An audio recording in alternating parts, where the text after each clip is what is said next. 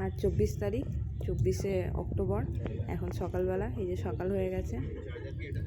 তো এই যে সকালবেলায় ঘুম থেকে উঠেই আমাদের মহারানী প্রথম বসে পড়েছেন। ঘুম থেকে উঠেই সবার খোঁজ, আমাকেও সিটে এসে বসতে হয়েছে। এখানে মা বাবা রয়েছে, আমার মেয়ে এখন ওঠেনি, সে এখন এই যে পড়ে পড়ে ঘুমোচ্ছে। এখানে বাবু ওঠেনি, বাবু আছে আপারে, ওর বোন নিচেরটাতে আর ও ওপরে আপারটাতে।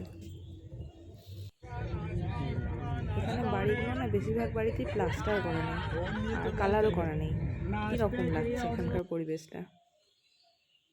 আর একটুখানি পরে আমরা পৌঁছে যাব বেনারসে। এই যে ম্যাডাম উঠেই ব্রেকফাস্ট করতে শুরু করেছে।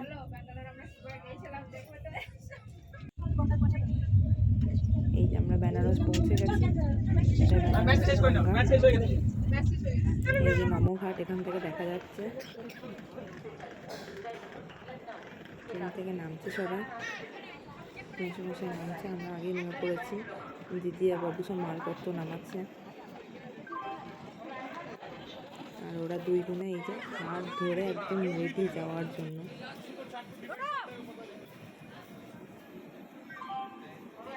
এটা বারাণসী স্টেশনের বাইরেটাও ভীষণ সুন্দর, দেখেই মনে হচ্ছে যে বেনারস চলে এসেছি আমরা। এখন বাইরে যাচ্ছি, স্টেশনের বাইরে গিয়ে দেখি অটো টোটো কী আছে এখানে, কি ব্যবস্থা অ্যাভেলেবেল।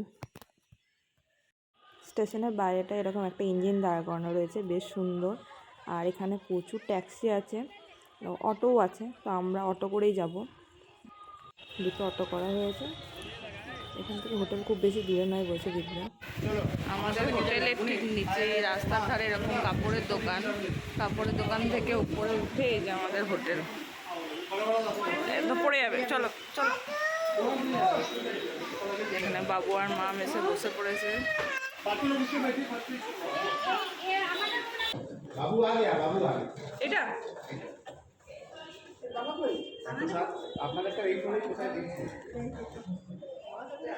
এটা বেড, এদিকে 3খানা বেড, এদিকে একটা বেড, এদিকে একটা বেড।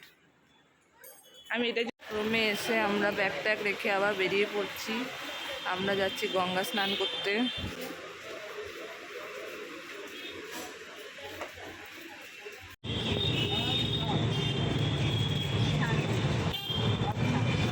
এখন আমরা ঘাট যাচ্ছি, এখানে খুব সুন্দর মার্কেট। ট্রেন থেকে নেমেই আমরা গঙ্গা ঘাটে হাজির হয়ে গেলাম। তো সব পাপ ধুয়ে স্নান করার জন্য, যা পাপ করেছি বেনারসে গঙ্গায় স্নান করলেও যাবে না।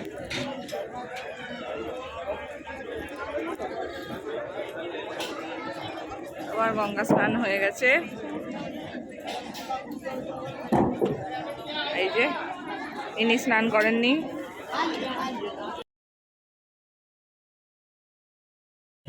রিক্সা করে সবাই মিলে এখন চললাম হোটেল। স্নান করা হয়ে গেছে, স্নান করে চললাম। যাওয়ার সময় যে মার্কেটটা দেখেছিলাম সেই মার্কেটটার উপর দিয়ে আবার যাচ্ছি। একদম জমজমাট একটা মার্কেট।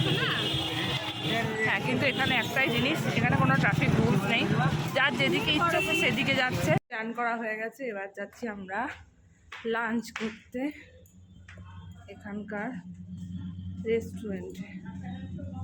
ওয়াও, রেস্টুরেন্টে যাওয়ার সময়ে ভিউ জাস্ট ওয়াও।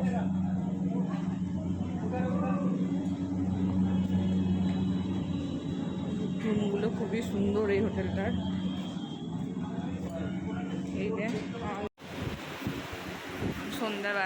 সন্ধ্যা না, এখন বিকেলবেলা আমরা যাব গঙ্গা আরতি দেখতে, ঘাটগুলো ঘুরবো। মা সব রেডি হয়ে গেছে। দিদিদের জন্য আমরা এখন অপেক্ষা করছি, দিদিরা এখন আসেনি, দিদিরা আসছে। বেরোচ্ছি আমরা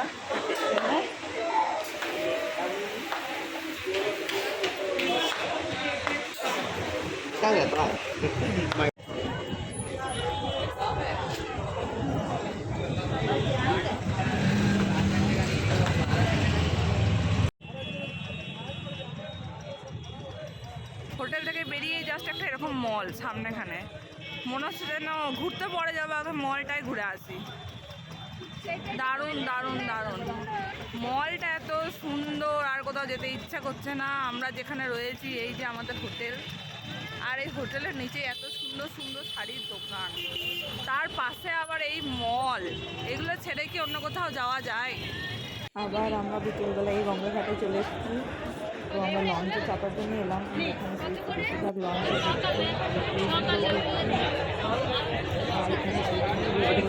হাই রেট।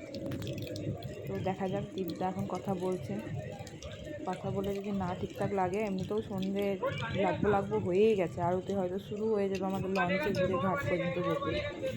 ক্রুজগুলো আমাদের দাম দর করে ঠিকঠাক হলো না, তাই আমরা হাঁটা দিয়েছি। এখন গঙ্গার পাশে পাশে আমরা হাঁটতে হাঁটতে সমস্ত ঘাট দর্শন করতে করতে যাব আমরা মেন ঘাট, রাজেন্দ্র প্রসাদ ঘাট, যেখানে মেন আরতিটা হয়। সন্ধে লেগেই গেল আমাদের ঘাট পর্যন্ত যেতে যেতে। যাই হোক, আমরা ঘাটের কাছেই চলে এসেছি, এবার আরতি দেখব।